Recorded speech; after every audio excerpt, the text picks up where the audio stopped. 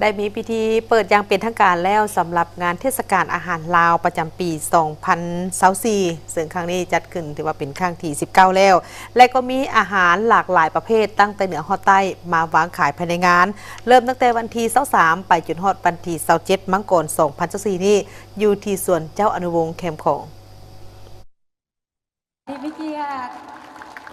พิธีเปิดงานเทศกาลอาหารลาวได้จัดขึ้นในวันที่23มังกร 2024 โดยการเข้าร่วมของปริญญาเอกนางสุนทรไสยจักรรองประธานสภาแห่งชาติท่านนางอาลีวงศ์นองปุณธรรมประธานคณะบริหารงานศูนย์กลางสหพันธ์แม่หญิงลาวท่านนางสวนสวรรค์ปิญญเกตรัฐมนตรีกระทรวงแถลงข่าววัฒนธรรมและท่องเที่ยวพร้อมด้วยประธานรัฐมนตรีของรัฐมนตรีผู้ต่างหน้าเอกอัครราชทูตประเทศต่างๆและผู้สนับสนุนงานเทศกาลอาหารปี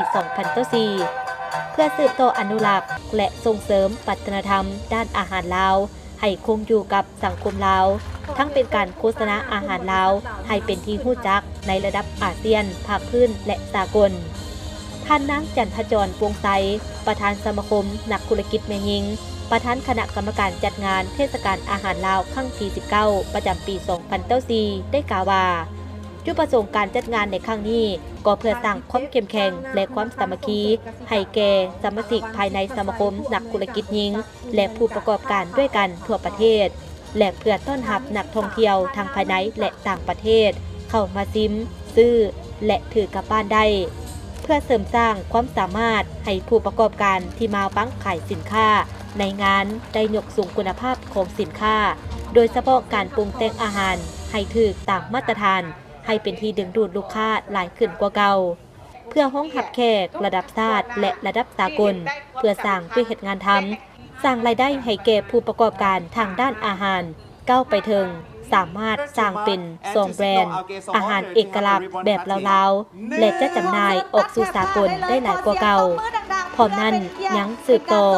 อนุรักษ์และส่งเสริมวัฒนธรรมด้านอาหารลาวให้คงอยู่กับสังคมลาวทั้งเป็นการโฆษณาอาหารลาวให้เป็นที่รู้จักในระดับอาเซียนภาคพื้นและสากลท่านมาห่วมในงานอาหารลาวสู่ตลาดโลก 2024 นี้และมีที่ว่าเด่นดีเด่นเนาะกับกาแฟดาวเฮาที่ว่าลืมบ่ได้เนาะเพิ่นมีหลายผลิตภัณฑ์ที่ว่าส่งออกนอกกาแฟขั่วหรือกาแฟ3 in 1เนาะ3รวม1ทั้งมีผลิตภัณฑ์น้ำตาลเนาะเดี๋ยวนี้การพัฒนาของอาหารลาวเฮาก็ขึ้นก้าวไกลไปหลายคือตัวอย่างคือผลิตภัณฑ์แซ่บอีหลีเนาะมีปลาแดกบ่ปลาแดกนี่เป็นจุลินทรีย์ดีของลำไส้เฮาได้เนาะแล้วก็มีอันแจ่วที่ว่าได้รับคุณภาพของโลกเนาะได้รับมาตรฐานของการโลกแล้วสามารถส่งออกนอกได้กระเซิญให้ท่านมาห่วมชมห่วมรับประทานและจะฮู้รสชาติว่าอาหารลาวเป็นอาหารสุขภาพเนาะบ่มีไขมันเนาะและเฮ็ดให้ท่านแข็งแรงได้เนาะแล้วเฮาก็ฝากถึงไอ้น้องที่ว่าไอ้น้องที่ว่าผลิตภัณฑ์อยู่หรือว่าปลูกต้นไม้ปลูกบักไม้ต่างๆแล้วมาแปรรูปสินค้าให้ส่งออกนอกให้ได้เนาะอันนี้เฮาฝากถึงไอ้น้องเฮากำลังผลิตภัณฑ์ที่ว่าเป็นวัตถุดิบอยู่เนาะปลูกบักกล้วยบ่ปลูกบักเลนมอเนาะและขอให้มาเฮียนหุ่มห่อและแปรรูปภาพอาหาร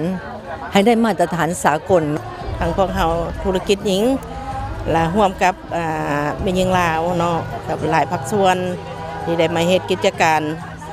งานเทศกาลอาหารลาวนี้เนาะก็เพื่อว่าเฮ็ดอะไรให้คนลาวหรือว่าชาวต่างประเทศหรือทั่วโลกเนาะรับรู้ว่าอาหารลาวนี้เป็นอะไรให้ได้มาซิมให้ได้มาเลาะให้ได้มาเบิ่งนอกจากนั้นก็ยังมีเครื่องที่เอามาจากต่างแผงวิถีชีวิตของคนลาวเนาะเป็นจุดเด่นอันหนึ่งเนาะที่ว่า1กับมันเป็นการเชิญชวนผู้ที่เฮ็ดธุรกิจเนาะได้มาเห็นได้มาร่วมแล้วก็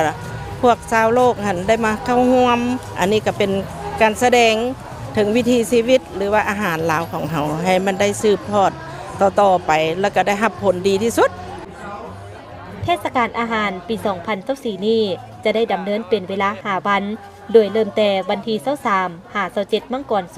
2024 เริ่มเปิดแต่เวลา 9:00 ฮอดเวลา 22:00 ทุกวันซึ่งงานในครั้งนี้มีจำนวนห้านขายแม่น180 ห้านในนั้นมีห้านอาหารเอกลักษณ์ของแต่ละท้องถิ่นแบบลาว อาหารลาวประยุกต์อาหารประเภทของหวานรวม165ฮั่นสินค้าหัตถกรรม15ฮั่นคาดว่าในปีนี้จะมีเม็ดเงินหมุนเวียนในงานประมาณ6 ตื้อกีบ